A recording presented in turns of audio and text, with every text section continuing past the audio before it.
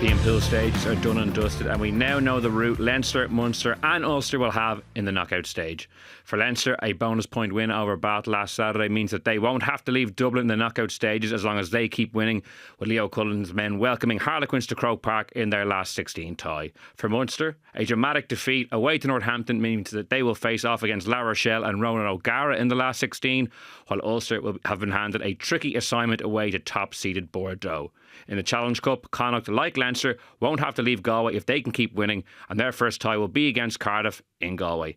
So we've plenty to digest on today's episode of the Left Wing podcast after the final round of Champions Cup pool matches. I am Will Slattery, and I'm delighted to be joined on the line by Luke Fitzgerald. Luke, how are you? Good, Will. Yeah, no, it was a great weekend, wasn't it? Loads to discuss. I'm looking forward to getting the lowdown from Rudd, see what he thinks as well. And obviously heading into a very exciting period with Six Nations. So, yeah, good timing, I think, to be doing a pod. Yeah, I'd like to have Rúaidhrí O'Connor on the line with us as well. Rudd, how are you? Coming to you live from Rome, where the Six Nations launch was on this morning after a brief stop over in Northampton along the way at the weekend. It's been a busy couple of weeks, but it's really feels like we're into the thick of the season now. Yeah, very busy travel schedule. I was following you on Instagram. You're kind of planes, trains and automobiles to Northampton at the weekend. We'll touch on that in a little bit. But yeah, you're over in Rome. We're not going to delve too deeply into Six Nations chat, but what was today's launch like? Obviously, Simon Easterby there as the interim Ireland head coach. Caelan Doris there as the captain, his first Six Nations. And just the backdrop of the Coliseum. I know the players and coaches were there. I'm not sure where you were based. Yeah, we were near the Coliseum, but we weren't in the Coliseum. I think the Snappers got a bit of an exclusive access to it this morning with the players there. And in fairness, as a backdrop for the photos to promote the tournament, it's pretty spectacular. I think this thing is like, it happens every year. It's one of the kind of staples of the season, and it's not one we generally look forward to. It's a bit of a bun fight, is the way they refer to it. It's usually in a kind of a country club in London, or last year it was in the Guinness Storehouse, but this year they've taken it to Rome. And it was pretty interesting this morning, because obviously the big thing with Ireland is the fact that there's no Andy Farrell. So it's Caelan Doris's first launch. Andy Farrell's not there, so Simon Easterby's taken over for the launch, and he's in the Coliseum alongside all the other coaches. And it's kind of turning the page towards. I know there's a round of URC this weekend, but I'm over to Portugal later this week with Ireland, so I'm kind of fully into Six Nations mode now. And it was interesting to get Simon Easterby's thoughts on it. It feels like Ireland are getting players in much better form this time than they were in November. Like, if you think about the team he's going to pick, and we'll get into this all next week, I'm sure, it's competitive in so many different positions because of the performances of the provinces in the last couple of weeks and last weekend in particular. And I think they're feeling pretty good about it on the back of where the players are and the levels that they've got to in the last couple of weeks. So, yeah, I think it's just if you look at the kind of performances of so many key players at the weekend, I think there's a lot of reasons to be optimistic going into the Six Nations this year. From Rome to Portugal, Rudd, what a life you live. Like, this is work, apparently. I know it's not always this glamorous. Well, I'd say like Northampton wasn't glamorous. It was, but the game was good, so it delivered in spades. But the airport hotel in Birmingham and a meal in the Super Sausage by the side of a motorway in Northampton wasn't quite what we're living up to here in Rome. Yeah, the Super Sausage looked nice though, I thought, from your photos, but maybe not quite as it was quality as luxurious as you might get in Rome. And just one aside, seeing the spectacular backdrop in Rome, it reminds me that it really is a travesty that the Champions Cup hasn't brought a final to Italy. I know before the Heineken Cup diverged and went into the Champions Cup, the San Siro had been tapped to host, which would have been absolutely spectacular. And we're going back to Bilbao for a second time next year. We're in Cardiff again this year. I just think Rome for a Champions Cup final. I know Italy, Benetton are into the knockout stages, which is great to see. Like, they beat La Rochelle, but I just think it's a missed opportunity and has been over the last couple of years. But that's maybe for another day. Luke, I'll bring you in. We might park Six Nations for now and focus on Champions Cup, because there'll be plenty to discuss next week as we preview the tournament. But, we'll go to the Munster game first. Rudd was in Northampton. 34 to Northampton, 32 to Munster. It was end-to-end, a lot of tries, I think 5 for Northampton, 4 for Munster. It was a really good, entertaining game, like last weekend as well. We got a kind of a dramatic finish. Jack Crowley, a huge day for him. It was probably where I'd like to start with. He hadn't played great since he'd kind of been pushed out of the Ireland picture by Sam Prendergast, but this was a real return to form.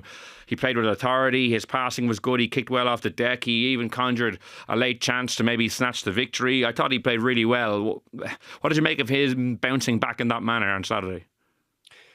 Yeah, I thought it was great, Will. And I think it's really because we touch on Prendergast later on, but that's the obvious comparison, isn't it? And we're trying to figure out who's playing better relatively. I was really pleased for him. I think it's actually a real decision now about who goes out. For the first match in the Six Nations. Defensively, I thought he was really, really good. Like he's always pretty good there. But the rest of his game, as you say, very, very solid. And I was really pleased for him. I think, the most pleasing aspect was it was a match that Munster obviously didn't win, but they really needed to win. And that's where you want your leaders to kind of step up. And I really thought he did step up. So, it's a good sign of a player to step up away from home, against tough opposition. Obviously, they're not flying as high as they were, but they're still very, very tough to beat at home. And, I think he's right back in the mix, Will. I would have said that they were kind of drifting further apart, but I think it's a little bit closer now, and it's definitely a decision for Easterby and the lads in the coaching ticket to make, come is a Feb 1. So, I was really pleased for him. I said it must have been a tough couple of months. I'd say he thought he was the incumbent there. He probably had some kind of claim to it, even, probably able to have one or two bad days out, but Farrell was ruthless with Prendergast and seems to like him. There's a lot of momentum behind him, so pleasing for him, and I think good for Ireland too. Yeah, Rud, I'm going to disregard what I said about the Six Nations just 2 minutes ago because I just want to bring it up to you now. And you're obviously in Rome as well. It was very striking during November, Andy Farrell's comments about Jack Crowley as well. Not only were we maybe seeing him struggle a bit for form, but Andy Farrell was happy to kind of reinforce that, I thought, in his press dealings. You would have been at all those press conferences. Simon Easterby's obviously in charge now. I'm sure you discussed out halves with them earlier. But how much autonomy do you think Simon Easterby has to make a change there? Andy Farrell obviously invested in Sam Prendergast and wants him as his kind of medium-term out half, if not the future out half, looking towards the next World Cup. But do you think Simon Easterby can go in and say, oh, look, Jack really stamped his authority there. I actually like to see him start against England. Or do you think it's kind of preordained as to who might start that game? Luke can speak to it better, but I think you got to hit, if you want to hit the ground running on Saturday week, you kind of need to know who your 10's going to be now. I think that when they train today in Abbottstown on Tuesday, they fly to Portugal tomorrow. They have a big training week, Thursday, Friday, Saturday, Sunday, and I just don't see them sharing the reps in this. I think the team is going to be drilling together from probably Thursday, Friday. So when it may not be preordained, and yes, if Crowley comes in and shoots the lights out in training, he does have a chance to change the coach's mind, but I think that is the one position where they probably do already know, unless there is a drastic upturn or downturn in form in training of one of the two players. I think they already know who it's going to be. I did ask Easterby about it. People can read the quotes on the independent side already. He like he said, it's a 1-2 punch. It's not about who starts necessarily, but it's like the finisher role is very important as well. We saw that in South Africa with Kieran Frawley dropping the goal to win it. We saw it in the Australia game where Crowley came on alongside Craig Casey and probably forced the issue for Ireland that day and helped bring that game home after Prendergast had played well for 60 minutes. Whether it's Crowley starting or Prendergast starting, he obviously wasn't giving that away, but even if Prendergast does hold on to the jersey, I think it would be silly to think that Crowley's finished or that anyone's writing him off. I think he still has a massive role to play. That 1-2 punch of being able to start one of them and bring the other one off the bench, with Frawley also in the mix because he's well able to do it as well. It's about as strong in terms of depth as Ireland have been at 10 for a long time. Obviously, none of the 10s are at the level that O'Gara was at his peak, that Sexton was at his peak. But in terms of the options that are there and the fact that, if things are going poorly for Prendergast, for example, you can bring on a player who won a Six Nations with Ireland at 10 last season. You can bring on Frawley, who dropped the goal to beat South Africa, or you can bring on Prendergast, who's one of the most talented young 10s in the world. It's a good situation for Ireland to be in. So my gut is still that Prendergast is ahead. He has the jersey, and I don't think he's done enough to lose the jersey. But at the same time, Farrell may have just been trying to get games into Prendergast minutes. The message to Crowley going away was find your form and you're still back in. So we're still a bit unclear as to who's going to start there on Saturday week. And just to your, you referred to the quotes from today's event. I found the quotes very interesting in that Simon Easterby twice referred to Kieran Frawley's contribution in South Africa about the guts and the ballsiness of dropping that goal. And yet I'm like, he's been completely cast aside. Like Simon Easterby is hailing him as this impact he's made, and in the interim, I wouldn't even say he's the forgotten man. He's just, his stock has plummeted, like almost ridiculously. I just found it interesting that he referred to him twice in that regard. Like, do you think there is any way back for him into the main picture? It's really just become that 2-horse race. Even at club level, he's gone behind Ross Byrne as well. Yeah, I mean, he did get injured. I think that is a factor. You probably would have seen more game time for Leinster over the last 8 weeks, since November, had he not got injured. But sure, he's definitely lost momentum. He's lost ground. But he's probably, if that happens to Crowley or Prendergast, he's right back in there. And if they go 6-2, I know Crowley can play across the back line and was good. I thought when Tony Butler came on against Northampton, I thought that working in tandem with a 10 as an outside attacker, I thought that worked really well and created the try for Gilgallen. He looked really comfortable in that role. So there's potential there as well, because I think Ireland's attack was at its best in November when Prendergast and Frawley were playing together against Fiji for that kind of 20-25 minute period. So, in terms of, I talked about a 1-2 punch earlier. Well, potentially you could bring, if you're chasing the game, you could play Prendergast and Crowley together. Now, defensively, it might be a bit of a struggle, but in terms of the attack, what they can do in terms of pulling the strings as a double pivot, that's pretty exciting as well. So I think Frawley is currently, yes, definitively third choice, but you're never too far away from getting back in there. We saw that with Ross Byrne in 2022 when he came on and kicked the goal against Australia, and suddenly he was the second choice and went to the World Cup. It can change very quickly. So yeah, he's lost ground, but I wouldn't be writing him off anytime soon. Yeah, just to go back, I suppose, to Munster, Luke, even though there was positives, Jack Crowley, as we said, played really well. Conor Murray, returned. He played really well. Ty Byrne, predictably, was immense and had lots of key moments in the game. But still, another away defeat. They lost to Cast over the Christmas period. Means that they have to go away in the last 16 for the third year in a row. This time, La Rochelle. There'll be plenty of time to look ahead to that and talk about those subplots. But why do you think Munster ultimately came undone, despite having so much good work done in Northampton? I think defensively they weren't good enough. I think that's mistakes as well, kind of key moments. It's the usual suspects for a loss, isn't it? And I think that like conceding that amount of points, I just think you're putting yourself under massive pressure to have to go and score more than that away from home. You just need to. You just can't be as leaky. I thought there was definitely some good stuff. It was great to see Murray. I mean, the kick over the top. That was a lovely bit of skill there. Look, Northampton go asleep, but you still have to go ahead and claim that ball and get the try. That was a wonderful kick from Murray, real vintage stuff. He's such an instinctive player there, isn't he? And he's got a great feel for the game, particularly the kicking game. He's great, so that's very positive for Ireland, I think. But back to Munster, look, I think it's disappointing for them, and I think it's probably just when you think of where they are as a team, they need to be playing one of these matches at home. Away is probably a stretch for them, particularly against some of the bigger teams in the competition. You just feel like, if everyone has close to their full team out, including kind of bench, I just feel like Munster are just a few steps away from that currently. They're a good team. You wouldn't want to be playing them, I think. They're sticky, and they've got a good 9-10, so they can, I know Crowley's kicking hasn't been unbelievable off the deck, but they're pretty. You could rely on him, I think, in a big game to knock one over. You've seen it with him, in terms of a drop goal against Leinster a couple of years ago.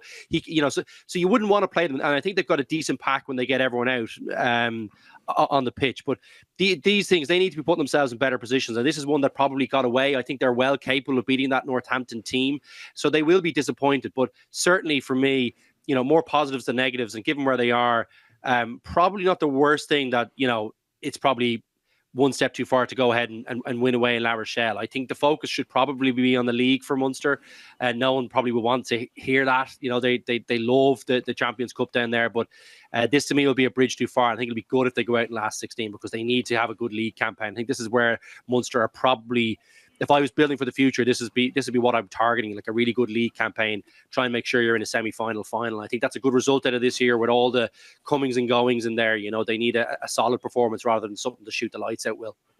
Yeah, Ru, what's your perspective on that? Obviously, you were, saw them up close. You would have seen things that we only maybe didn't get to pick up on the television. Like, what's your perspective on what you saw? Why they ended up getting beaten?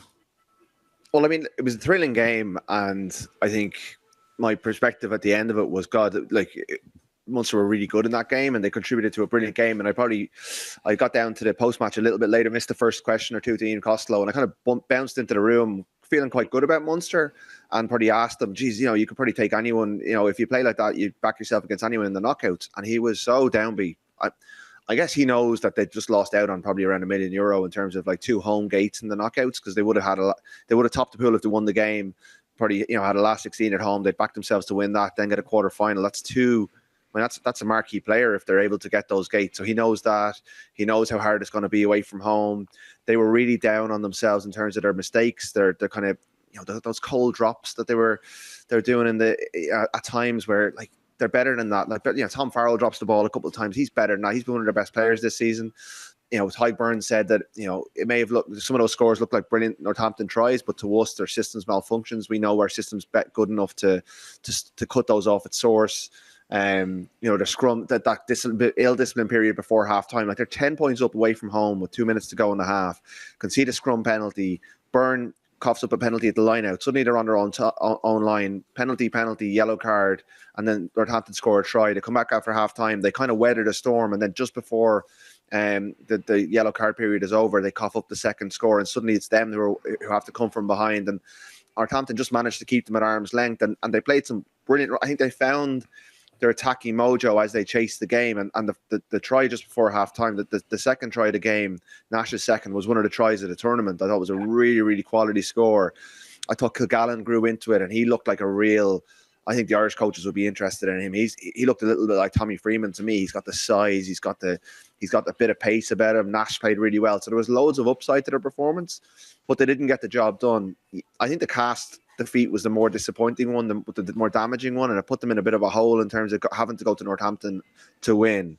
2 points against Northampton away, I think, is a pretty good result. Really, if you did the order of the fixtures differently, you would have been quite happy in round 1 or 2 to pick up 2 points in Northampton, but they needed 4 or 5, didn't get there, and now.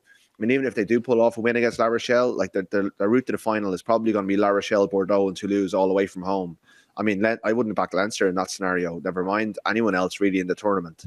And Munster have lost Dion Bluler now. That was his last game. He was a really good find. I'm sure they'd love to keep him, but they do have, John Klein, Edmund Adogbo, Alex Nankiville, Takir Abrahams, to name but a couple of players to come back. So they have the capacity to finish this season strong. And if they play the way that they played in that second half when they were chasing the game and tighten up the defence, they'll be a strong team in the URC for sure.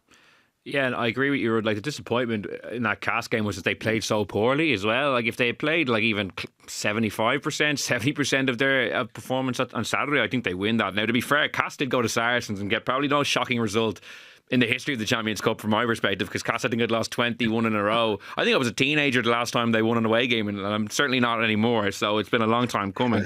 And we've given Cass a lot of stick on this pod over the years, so fair play to them. There's a great video actually of the supporters who made the trip celebrating with the players on the pitch after the game. But they've ended up getting a knockout game from that pool, whereas Munster would be kicking themselves for how they played there. And I agree with you. It's kind of, after the game, my initial reaction was, God, Munster played really well there. So many key guys looked good. And then you weigh that against a missed opportunity, a third away trip, and the last 16 in a row. The previous 2 have ended with pretty heavy defeats. Obviously, the Rod La Rochelle factor will be interesting to watch. But yeah, it's kind of a mixed emotions. Luke, I want to ask you one thing that Ty Burns said actually before the game. And it's about the new rules. I know we talked about these at length a few weeks ago, but I forgot to bring this up last week, so I want to get your opinion on it now. And it was about the rule around the scrum halves.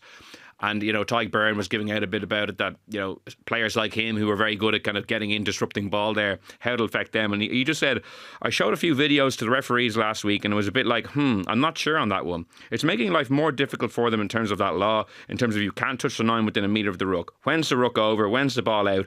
When can you come through the ruck? Like, I suppose when we discussed it, we were talking about it more from a perspective of, like, it's good to maybe see players not being able to just kind of reach through with their hand and snag the 9. But in terms of, like, 9s picking up the ball, dallying, and then, like, a guy like Ty Byrne coming through the gate and tackling them and turning the ball over, like, that seems to be a good thing in the game for me. Like, so it is kind of a grey area there, and it will be interesting to see how this is refereed. Yeah, look, I don't have an answer for that, to be honest, Will. Like, I think it's...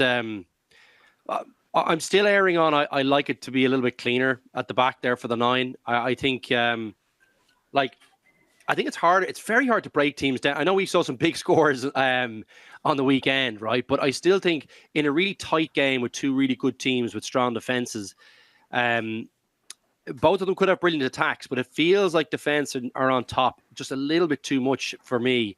And I'm erring on the side of I'd like it to be a little bit cleaner back there.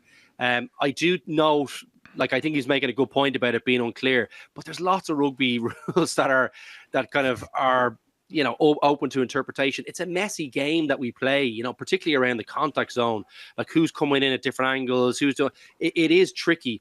And I'm not sure that one's been resolved. There might be a few bits that they have to kind of pick through on that and maybe clarify. But I think overall, I'd still err on that's a good rule, Will. And I'd rather see it try and make it cleaner for the 9 than not. Like, I don't think I'll miss that, for example, if that's reffed out of the game, someone coming through the gate and getting the 9. Do you know what I mean? It's not a part of the game that I love. It is great. Look, you always want to be making the game as competitive as possible in as many places as possible. But that's one area where I feel like maybe might be the exception, just because, God, is it pretty? It's actually making it a bit messier. People are coming through there. I could nearly think.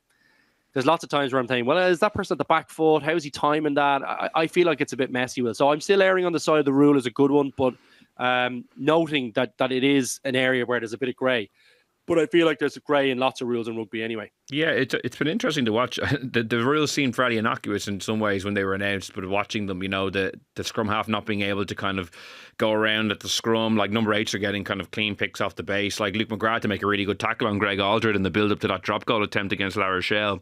One thing that hasn't been enforced at all is, like, you know, that time limit for lineouts. They're still taking ages. I noted a lot of games at the weekend where teams were walking really slowly. Like, that needs to be sped up if that's going to be the rule. There was a penalty as well for, not a penalty, sorry, there was a free kick for a throw that wasn't straight, actually. Did you see that one? And Bath never got anyone into the air. I don't know if you noted that one. I think it was maybe end of the first half.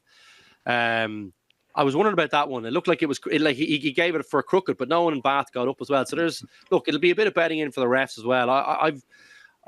I think generally though, have you found that they've been good? I think I found them to be quite good. I'd like to hear Rudd's opinion. Yeah, Rudd, what do you think?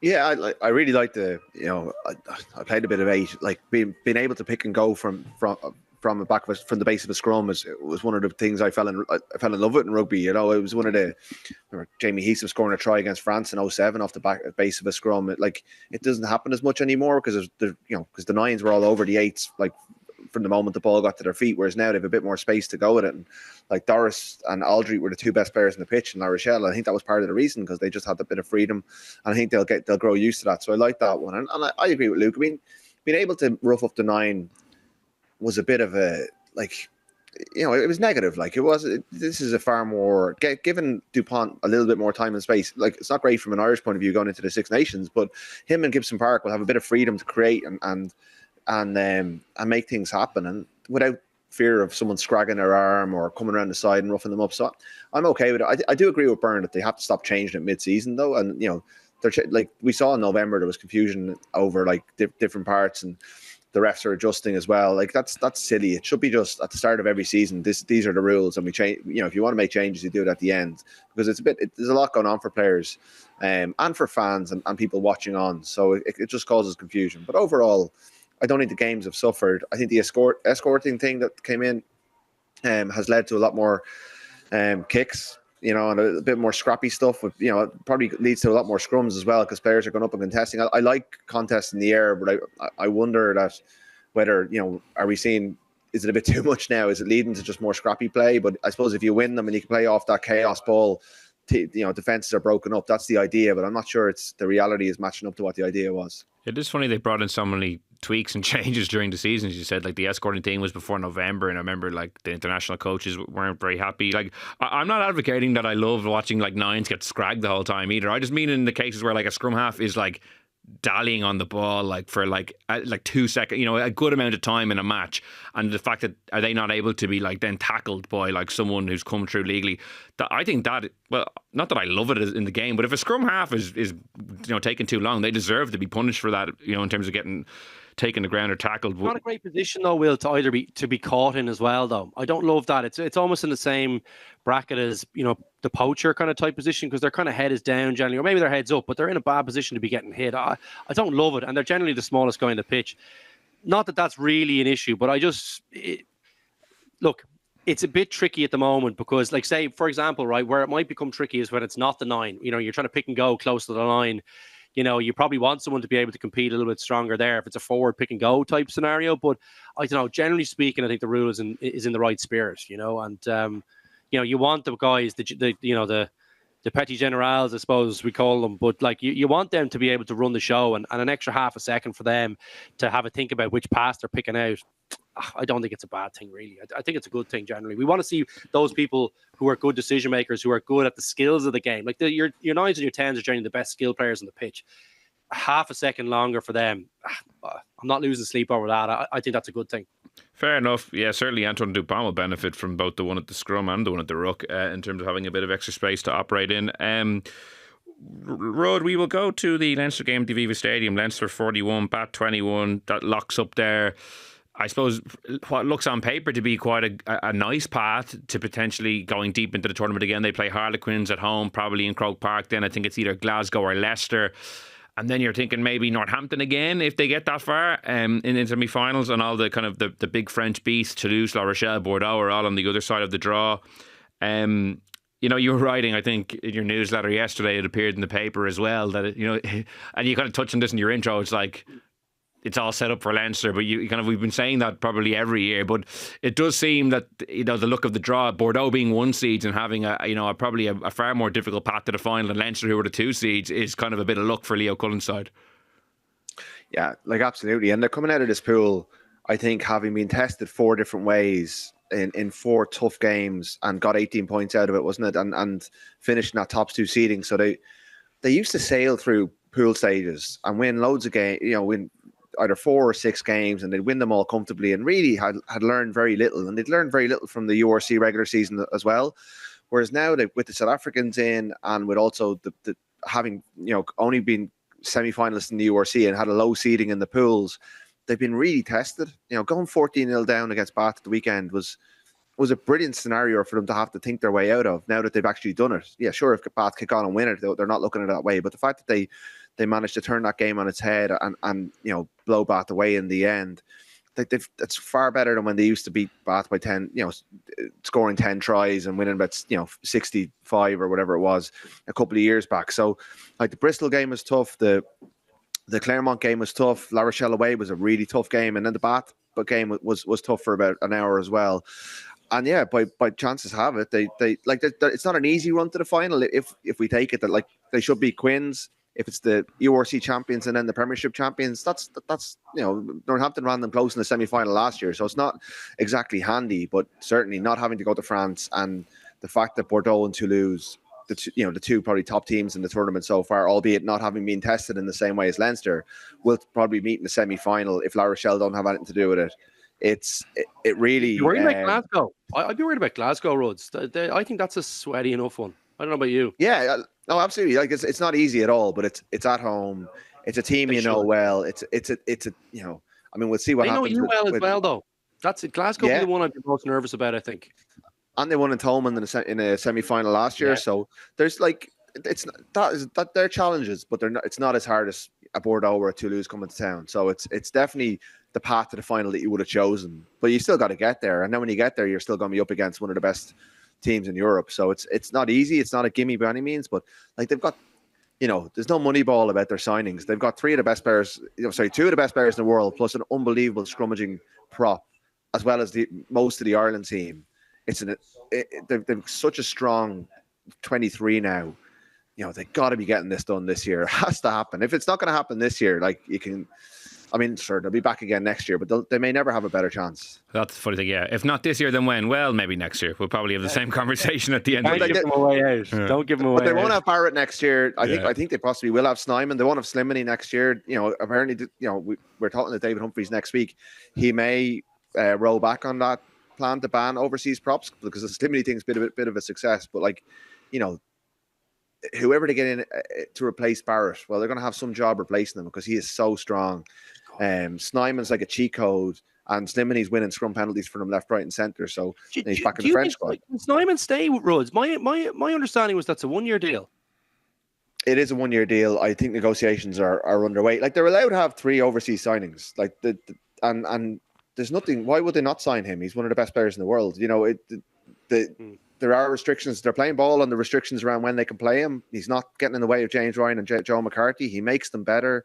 He makes the players around them better. Sure, he's blocking maybe a Brian Deeney or one of the younger players coming through, but like I don't think any of them are really in his class. You know, that's not a stretch to say that they'd admit that themselves. So I don't see why they wouldn't try and keep him. I think initially it was a 1 year deal, but it's gone so well and he seems pretty happy there. Why not try and keep him? Barrett's definitely off the table. Slimany, I'm not sure. He's approaching, his mid-30s anyway. But they'll be allowed to replace Barrett. It's just, how do you replace Jordy Barrett? Yeah, it's a fun, Slimany getting called up to the French squad I thought was hilarious. Like, there's not a chance he'd be called in other than the fact that he's been like mining information, or not like deliberately, obviously, just being soaking it up in the Irish setup. I don't feel like Galdier would have paid a huge amount of attention to him if he hadn't been playing for Leinster, albeit playing very well. Rud, like, why is Jordy Barrett allowed to start and block, quote unquote, say Henshaw, Ringrose? I know they all played at the weekend and they move guys around, but like Snyman isn't. Like, what's the distinction there, would you think? I don't really have the nuance. I know that's the case, but I don't really, like, Leo Cullen doesn't answer the question if you ask him, about this stuff. He considers it to be a private matter that he doesn't think we need to know the answer to, and I might try and dig it out with Humphreys next week when we're chatting to him and see what his perspective on it is. I guess it's not maybe as much of a specialist position as second row, and like, Ireland are possibly a little lighter on locks, and they want Ryan and McCarthy to have those game minutes in their belt. But like, at some stage, when James Lowe's back fit, if everyone's fit, one of the Ireland backs is going to miss out on that 23 if Barrett's involved. And like, Osborne's playing so well. He's played really well on the wing last weekend. He's probably the one who's most in danger. His life in the first half runs. Yeah, that's fair. But he's overall having a very, very good season. But he's the one who's most at risk of losing out for Jordy Barrett. I think when everyone's fit, because Keenan was excellent at the weekend, I thought. And it's good for Ireland that Ringrose is playing on the wing in Champions Cup games. It's probably no harm, but at the same time, you're breaking up your potential starting centre partnership as well. So it's a tough one to explain. I don't have the answer. I guess is the answer. I don't exactly know, but that's the position they've taken. Yeah, we'll move on to kind of Ringrose in the wing now. Luke, Bat getting 21 points in the first half, 2 tries in the first few minutes. After the game against La Rochelle, Leinster's defence got plenty of praise, both on this show and elsewhere. But people were raising the question if a more slicker attack, or an attack with a bit more pace that can get around it, come up against Leinster, how will they fare? Well, we got a bit of an insight into that. Like, what did you make of the way Bat picked apart Leinster early on? Yeah, I thought they got off to a slow start. I always feel like people think I'm kind of nearly talking up my own book. We were talking about this off air when I'm kind of saying the wing is the hardest place to defend. You just have more to defend. You're bigger spaces. You're always marking people who are very evasive and quick.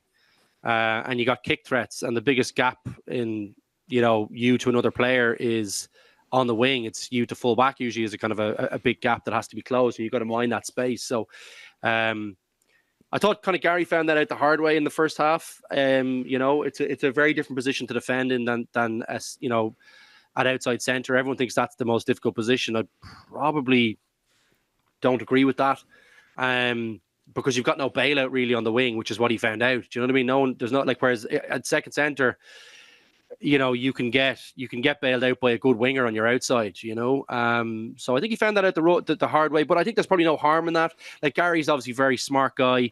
You'd expect him to figure it out. He got caught out, kind of ball watching a few times, and I think he got a little bit hung out to dry, a little bit on the inside. Like, generally, Leinster are coming hard off the line no matter where they are on the pitch, really, unless they're kind of in panic mode. And I didn't think there was much pressure put on Finn Russell, which is a big part of this system, is that the playmakers, the guys who are passing the ball, are actually put under pressure to execute a skill under high pressure. And I didn't really think he got that on those occasions. Leinster almost kind of reverted to type, or not to type, but to a kind of more standard defence where they kind of just stayed and held. Now, I like when you do that, but Ringrose, you could see, is still trying to come off the line. Will he just gets caught out once or twice in it? So, look, It's a difficult position. I think he's well capable of playing the position and playing it very well at a very high level. But it is different to outside centre, and yeah, it's no surprise to see a few challenges when he comes up against a really top quality decision maker at 10. Like, whatever you say about Russell, I have my views on Russell in lots of respects. He is still good at picking apart a defence, and he can see a gap, and he can deliver a beautiful pass and put someone in space. So it was a tough learning curve for Garry, but probably a necessary one, because I think he's probably going to be the guy that is pushed out to the wing, I think, when everyone's fit. It will be my opinion, Will. So I think he needs to pick it up pretty quickly, because he's too good to leave out, in my opinion. I love Ringrose. He's just even on the warrior. Even on the wing, you would like. It's funny because Ringrose on the wing has been this kind of theoretical thought exercise for so long that, like, I feel like seeing it in action at the weekend. I know he started his career at Leinster on the wing, but that's going back to years ago. He's not a winger, Will. He's playing the centre for years, but it's different. But if you think about what you need, Will, he is a very smart player. He's got nice ball handling skills as well, which we don't really see in the centre, because it's actually very difficult to do that when he's getting the ball in outside centre with the way people are defending now. But if he's getting that ball out the back, he can definitely be a playmaking option. He's actually got a lovely kicking game, which we haven't seen that much of. But he does need to practice those skills, because that's really important on the wing. Like, a really good grubber game and a long kicking game is very, very it's very beneficial for the team, and it's a really important skill to have there. And I think they're good skills for him to have, even if he's playing in the centre. So I think his game will benefit from playing on the wing. And I think, it's a very important position to be good at. Like, where you probably see a few gaps is maybe in the air, which I think he'll get better at over time. But he needs to practice all these skills. Like, remember, that's the first time he's kind of been, not the first time, but it's kind of the first time he's been thrown into that position in a massive game to start. So I'd say cut him a little bit of slack. There's always a bit of a learning curve against good teams there. And Bath are a good attacking team. Whatever we say about their defence, they're a good attacking team, Will. So that was always going to be a big challenge for him to slot in seamlessly, unless Leinster were on top for kind of 80 minutes, which they could have been, but they weren't. Yeah, Rud, what was your perspective on his performance in the wing and just generally the idea of him playing there? I know when Ireland were playing France and Marseille last year, there was talk with Hansen not available whether Ringrose would be pushed to the wing to accommodate Aki and Henshaw, and ultimately Calvin Nash got the nod on that occasion. But we had a debate on this show about whether it would be a good thing or whether they should go with a traditional winger.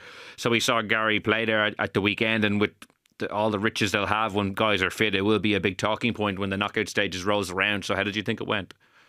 Yeah, I didn't love it. I think you lose something by taking him out of that 13. I know Henshaw was really good in attack at 13, but I don't think he was as aggressive as Garry Ringrose was. And Ringrose was trying to be as aggressive as he normally is at 13. But as Luke said, you're more exposed in that wing position. So if I think they missed, I think they missed Doris. Actually, I think Doris was the one who probably would have put the pressure on the inside, that would have allowed the outside defenders that bit more time to get up into the Bath faces.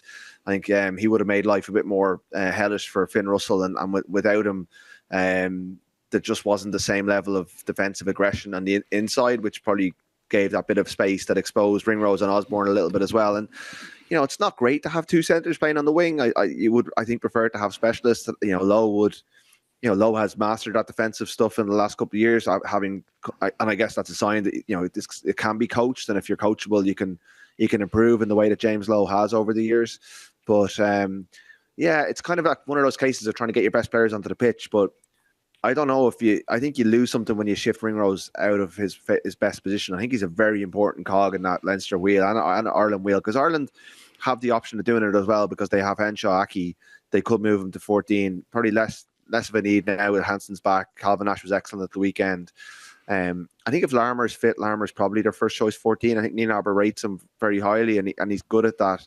The wingers are very important in the Nienaber system, especially with the scramble whenever they're turned. Jimmy O'Brien's an option as well. They do have more out and out wingers than Ringrose, but it's hard. Like this is going to be a talking point all year. Picking a Leinster backline when everyone's fit is nigh on impossible, because you're leaving out a very, very good player no matter what you do. I mean, I thought Keenan was a threat for Osborne for a while, but then I thought Keenan was excellent at the weekend. He's looked, a bit like Crowley. He's hit form at just the right time. So, Osborne's, I think, in danger of missing out, even though he's played really well this season. So there are good players going to miss out, and you're kind of shifting one of your best, most important players at 13, you're shifting him out. I don't think that's ideal. Yeah, I'd be interested if they go for more traditional wingers. And I agree with you, Rud. I think it's fascinating. Like now that they're getting, say, Dan Sheehan back, James Lowe back, and they have pretty much their full squad to pick from. Like I think one of Leinster's biggest weaknesses in the last few years has been team selection. I don't think they've gotten team selection right, bench selection rights for big games. Even the final last year, opting to keep Van der Fleer and James Ryan in reserve, I don't think worked ultimately. So when they actually have everyone to pick from, they have tended to kind of make some strange selections. So I will be interested to see, as you say, there's so many options in the backline, but even the two ones I mentioned there were in the pack. So it will be interesting to see as the season goes on. One thing from the weekend's game, Luke, that I wanted to get your opinion on, we were chatting about this off air, was the decision to send off Benno Obano for the second yellow card for that scrum penalty. Seemed very, very harsh. Like the referee, I thought, made some, mistakes on the day. He did hold his hands up for that quick tap that he allowed Leinster take when there was a guy getting treatment and Bath were in a huddle and Sam Prendergast ran off down the wing, and it ultimately didn't go anywhere, but he apologised to Ben Spencer for letting it happen. And I thought the yellow card for Obano was harsh. I just think for a technical offence of the scrum, you occasionally see like two props being yellow carded, which I also think is kind of a pointless exercise to punish both teams like that. But what did you make of that decision? Felt wrong, didn't it? It didn't have the right feel to it, to my mind. Felt very harsh. Just particularly the position on the pitch it is. Like, I just don't know why you just don't give a penalty there. Like, a penalty is a big, like, that hurts, and it's such a difficult area to be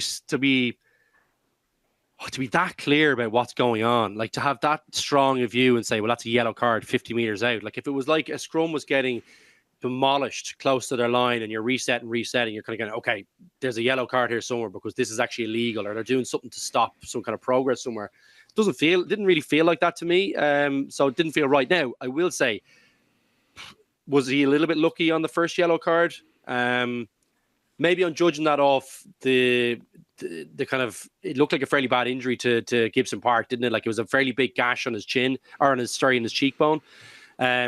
But that felt like there was a little bit lucky to maybe get away with that one. Not always. Like, I didn't completely disagree with the decision for the yellow. It wasn't exactly unbelievably clear cut, but at the same time, it still hit him pretty hard there, and he's still a bit upright close to his line. So I think he might have been a bit lucky. So maybe possibly some justice done, but I don't know if you can really go down that rabbit hole. Felt wrong to me, Will. It kind of ruined the game a little bit, didn't it? I think it was very competitive up until that point, and I was disappointed to see him go off for that decision. And I thought that, it was brought up in the post-match, but it wasn't really a really definitive. I think Van Graan questioned it rightfully, but didn't go too hard because he doesn't want to get some kind of retribution from the refereeing kind of committee or whatever. He doesn't want to be stuck with some media training like Matt Cancel. Exactly. So I think, he probably has avoided that, but I think he's highlighted it correctly. I thought it was an unusual decision. Yeah, the game really got out of hand then in the aftermath of it. Just a few things, I suppose, before we finish up on the draw and stuff, Rud. Like, Toulouse, I saw Antoine Dupont commenting before their final pool game. They ended up putting 80 points on Leicester, a point a minute, which was pretty scary. Toulouse won all their pool matches and, are consigned to away games in the quarters and semi-finals if they get that far because they finished behind Bordeaux, who they didn't even play. Like, it's quite an unsatisfactory ending to the pool stage in that regard, I think, anyway. And like, Antoine Dupont was raising questions about it in the build-up. It's not good for the tournament that the most famous player in the world is kind of talking about how it's so confusing and kind of ridiculous that scenario is played out. Like Toulouse have more match points than Leinster, and I know they didn't play similar paths in the sense that Leinster had like La Rochelle away and stuff like that, but it still feels wrong to me that Toulouse are kind of being hamstrung by behind a team they didn't actually face.